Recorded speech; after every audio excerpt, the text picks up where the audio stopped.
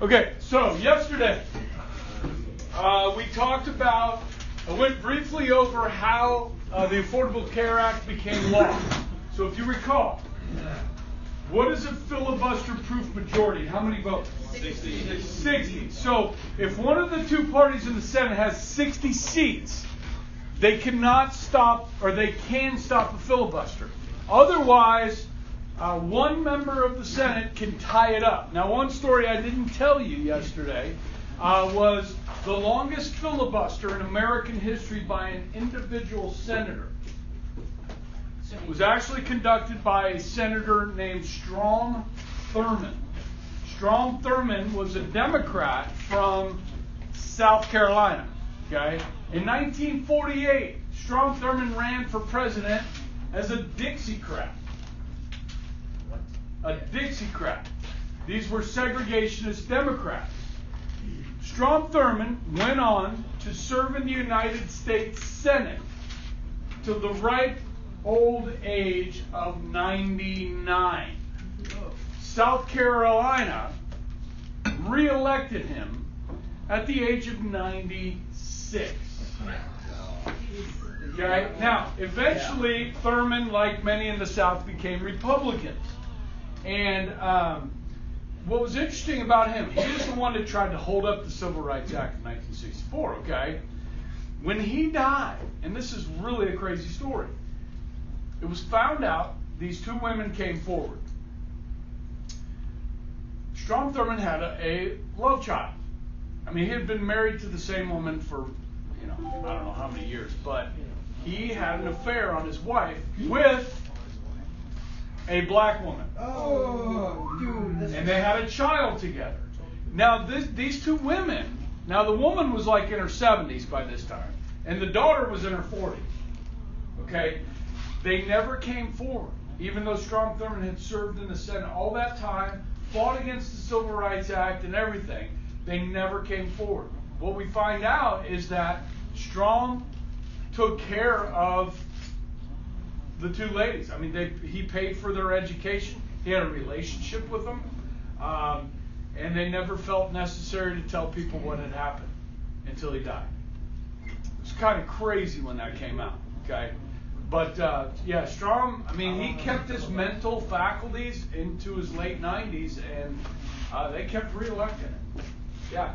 There's like that time the really big, vehemently anti-gay pastor was found with just like a gay prostitute and did meth all the time. Oh, yeah. That's sad. Yeah. Yeah. So, did he die in office or resign? He was still in office when he passed away. Yes. And then, how long was his filibuster? His filibuster, yes, thank you, was just over 24 hours.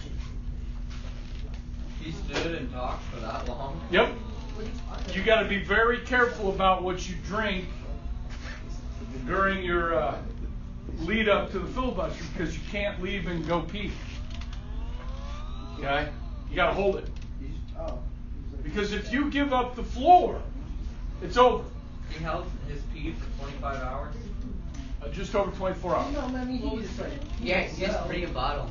You could do that. Wait, are there no there's no decency bylaws in there where it's like you can't be whipping it out? Okay, all right. We're not going down that road. All right. I'm just saying. Okay, so Get a blanket. Strom, S-T-R-O-M, He had the Thurmond, pants that you can pee. T-H-U-R-M-O-N-D, I believe. Strom Thurmond. Did the other senators during that time? Yes, yes. Now, guys, during Senate business, there can be what's called a quorum call. Okay, and that's where 51 members have to be there in order to conduct business. So they can ask for a quorum call, and if you're not on the floor, the sergeant at arms can go down the hallway to your office in the Senate offices, grab you, and say you need to go to the Senate floor. There's a quorum call. Okay, you have to show up. Okay, 51% of the people have to be there in order to conduct business. It's called a quorum. So like when we have our Whispering Brook Homeowners Association meetings, you got to have a quorum of houses, which is half the houses or more than half. Okay, so what step are we on here? We're in debate, right? Okay. So usually, remember when you talk about number of amendments and how long you're going to debate, those are the kind of the two factors. Now we get to voting. Once the debate has ended, any amendments to the bill have been approved, full membership will vote. Now, riders can be attached, amendments that have nothing to do with the bill. This is where you get into some of that pork barrel spending and these little earmarks. And then generally, guys, almost all the time they have these buttons at their desks that they push will say yay or nay. Okay, so if you ever go by C-SPAN, you'll see it up on the screen, Republicans, Democrats, Independents, yay or nay on the vote. Okay, sometimes they will do voice votes, okay, and sometimes they'll do roll call votes, where they call each person's name and say yay or nay. Yes? What about with abstentions? Well, abstention would be you just don't vote. You just don't press the button at all? Right. No, there's no third Right. button? There's no abstention button. It's just called cowardice. Whoa. On the fence. I think it's being neutral. No. You don't want to be, No. if you're put in a situation you don't want to support it, but openly condemning it might not be the best move. Get off the fence. Abstention. All right. Then it goes to the other chamber. So if this bill started in the House, then goes to the Senate, same thing starts all over again. Or it starts in the Senate, goes to the House, starts all over again. Okay. Then what we talked about before, the conference committee, yes? Everybody knows the conference committee because we've talked about it twice now. So you get version 1 of the bill in the House, it changes in the Senate, that becomes version 2. You have a conference committee from members from both houses that meet to try and compromise on a final version or a third version, which will be re-voted on against by both houses. Yes? Yep. Okay? So that's basically the role of conference. If a bill makes it to conference committee, there's a really good chance it's going to become law. Okay? Because these members have invested in this. And it's already passed, at least some version of it, in the respective houses. Okay? So moving on to final action. The president has 4 options. How many options? 4. 4. Okay? And with those 4 options, the basic one most people know, the two easy ones, is to sign it, Veto it. veto. Okay? Now your book is missing one, That is it. which is the veto. Okay? So this 1, 2, 3, and 4. Okay? Now, so it's determinate when Congress sends the bill to the president, at the end of 10 days,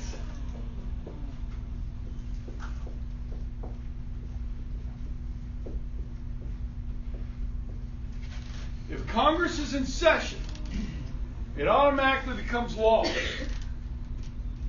If at the end of 10 days, Congress is out of session, it's called a pocket veto. Now, I've been doing this for a long time, and there's no political science term for number 3. So the first year I was teaching government, I was teaching regular government, not honors, and I had a student. They came up with a name for this. Her name was Dawn Gerens. I've given her credit for this every year. And one day I will have taught enough students that next time this happens, we're going to get on Twitter and we're going to make sure that everybody starts calling this action the ghostwriter provision. And you can use that on the test. She's our second cousin. So it automatically becomes law. It's almost like a ghost is signing it. She's our second cousin. Dawn Gerens? Yeah. That's awesome. You got to tell her. Huh? She babysat us a lot. Really? Yeah. She's kind of a mess, isn't she? Yeah, a little bit. Yeah. She was a mess when she was. I mean, I liked her a lot. I mean, she's great, but she's funny. You know, yeah. Tell her I'm still teaching this. Okay. Okay. Yeah. Oh, do you have any stories about ghost writers? No RIDERs? Riders? Yeah. Ghost Riders like Both. Nicolas Cage? Both. Yeah. Bad movie, but also the W. Like, Both. you know, you see a piece of paper mysteriously have words written on it. Yeah, you know, like secret, what do you call them? Like when you ride on, what's it called? Invisible ink. So you guys understand these two things here? What? Now, why would a president use the Ghost Rider? He doesn't like it, but he understands that's what the people want, so he allows it to become law. Would you consider Now, that? the pocket veto is more, I again think, cowardice on the part of the president, not willing to just step up and veto it. Wait, why is the first one not counter it? Because he's just on the fence. It's like. I think it's not cowardice. When you say Congress is in session, Yeah, are so- they like in session for all those days? No, at the end of the 10 days. On that 10th day. Congress is in session. It's law. Congress is not in session. It's veto. Pocket veto. So Congress can like call it in session if they really want it to become a law. Yeah, but then the president could just veto it. Regular veto. Okay, that wraps up how a bill becomes a law. Okay, and that wraps up this section.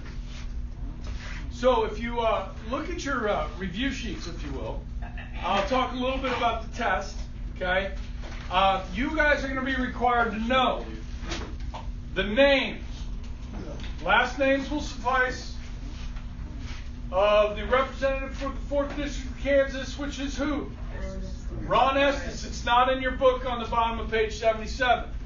You got to put that in there. It says Mike Pompeo. Which, holy cow! Did you guys hear the news this morning? Over Easter, Mike Pompeo went to North Korea and met with Kim Jong-un. He did? Yeah. So this is a secret. It was, I can't believe that did not leak out. Nobody knew about it until this morning. Trump tweeted about it. Okay? I'm like, what? Trump leaked. Did I tell you guys to go to church?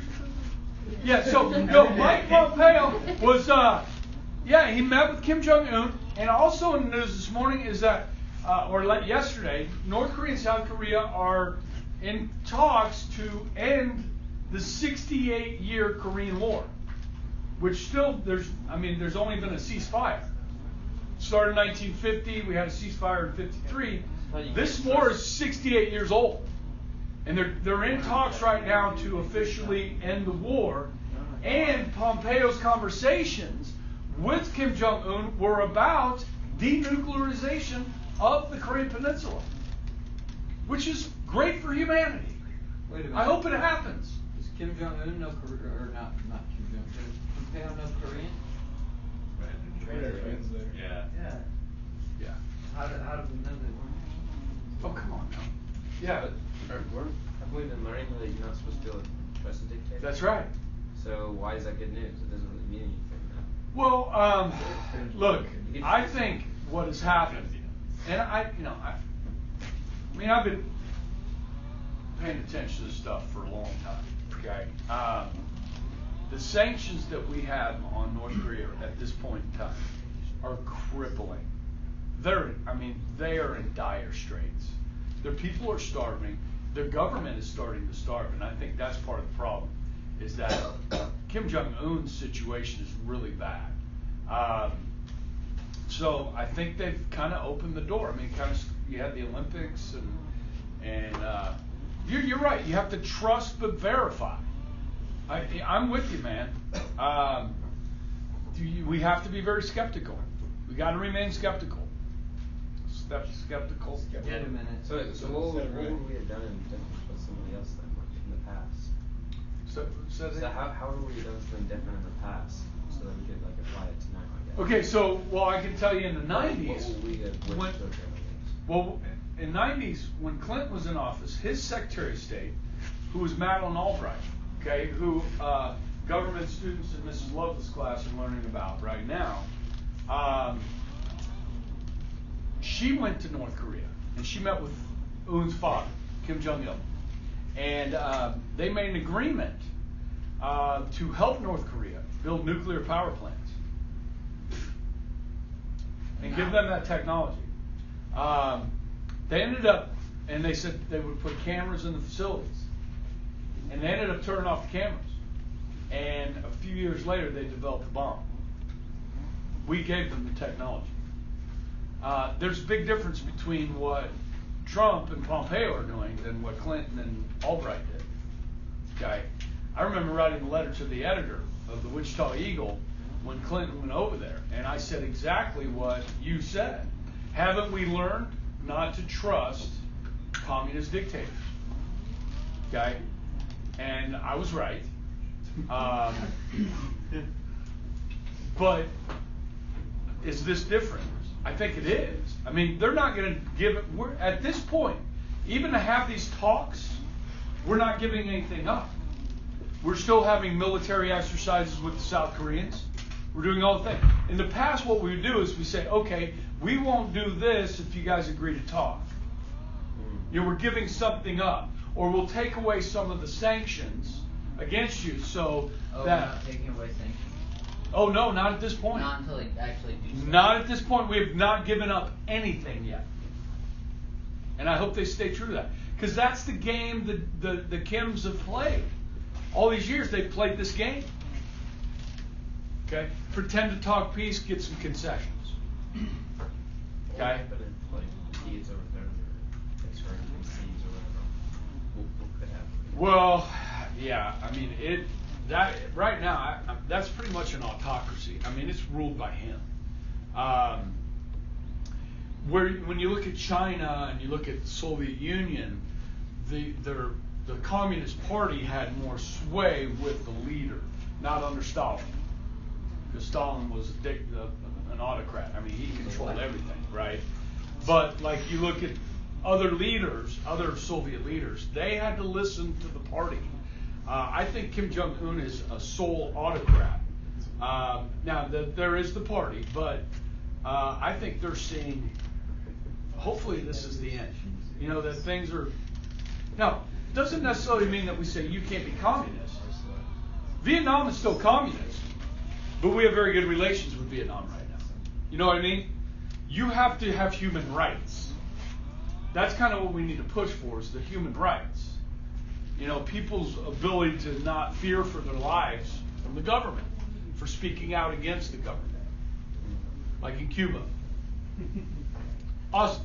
So, if for whatever, for like, if South and North Korea did obtain like peace, do you think that they would still send North and South Korea, or do you think they would unify to one Korea? Or I think it is the dream of many people that they would unify. There are people that have families on both sides. You know what I mean?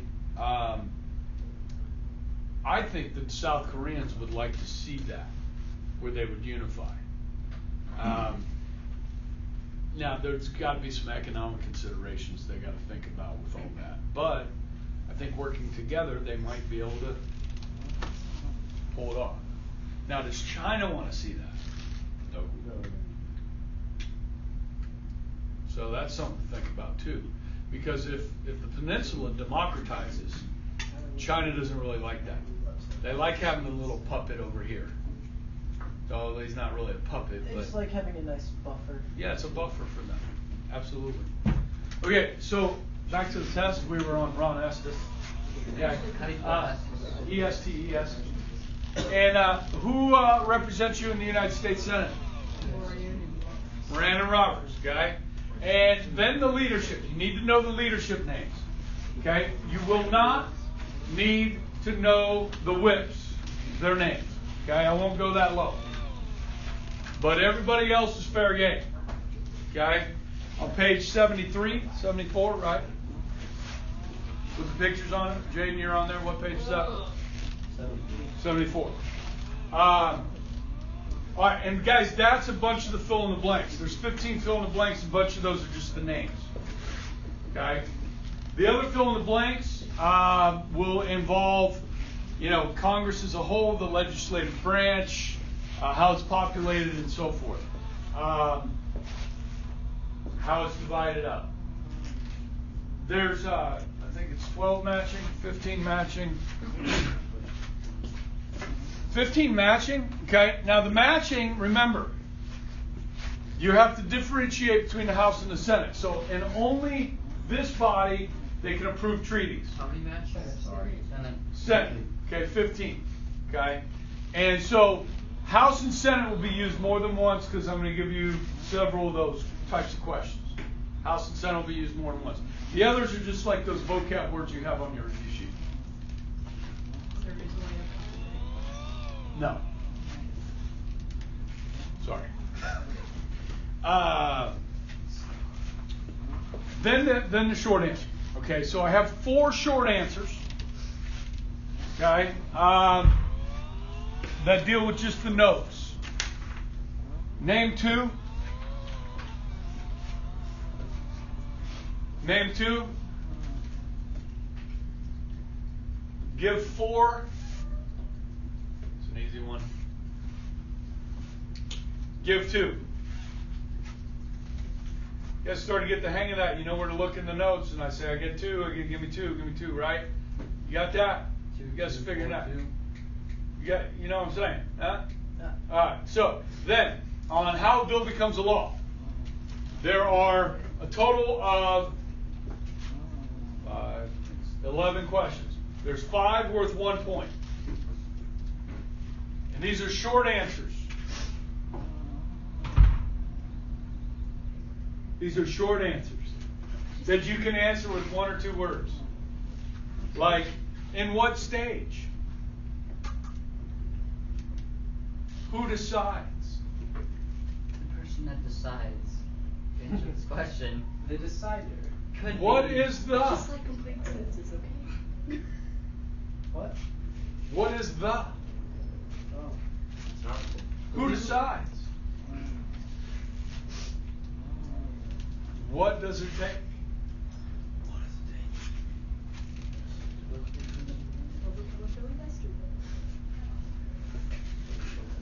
If the president vetoes, Oh, wow. what does it take? 2/3 majority. To override? Yeah. 2/3 majority of Both houses. both houses. Of both houses or in both houses? What? Yes. 2/3 of both. All right, 2 pointers. Both. 2 pointers. How many? How a bill? 6. 6. Other than a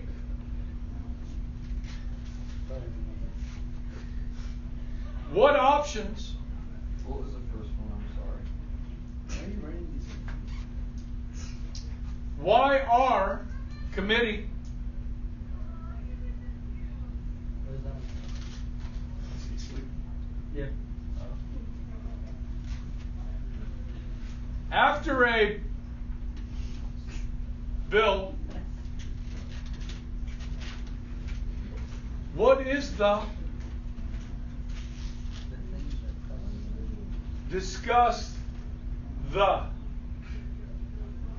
Now, that one you can write in complete sentence, but you don't have to. I missed one. I'm sorry. No. Could you please repeat? No. Please repeat. Oh. Done. Like, comment, subscribe. Good luck on the test.